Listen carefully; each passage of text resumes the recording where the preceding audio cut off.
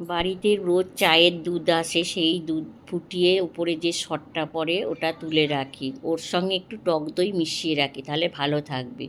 দিয়ে ওটা একটা পাত্রেই ঢেলে ওটাকে ভালো করে ঘষে উপরের মাঠাটা ওঠে, তারপরে জল ঢেলে ওই মাঠাটাকে আস্তে আস্তে ওটাকে তুলে নিতে হবে। তার আগে 2-3 মিনিট একটু ঘষতে হবে, তাহলে আর নিচের যে বাকিটা থাকবে ওটাকে আমরা ঘোল বলি।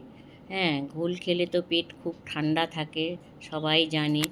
হ্যাঁ, এই মাঠাগুলো আস্তে আস্তে করে তুলে এটাকে আবার, হ্যাঁ, একটু এইগুলো দিয়ে দুধ অনেকটা হলে অনেক হয়। এবার যেহেতু এই যে কাচের গ্লাসে ঘোলটা ঢেলেছি, এটা একটু নুন দিয়ে খেয়ে নিলে খুব ভালো, পেট ঠান্ডা হয়।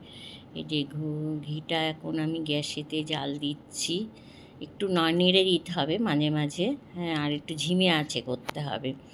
দিয়ে এটা যখন এই যে ঘি বেরাচ্ছে আস্তে আস্তে, হ্যাঁ, এই যে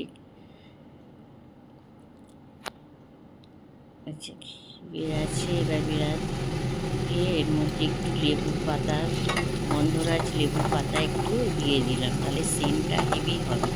হ্যাঁ, বাড়িতে যেহেতু ঘি বানাচ্ছে আর বাড়িতেই লেবুর পাতা আছে।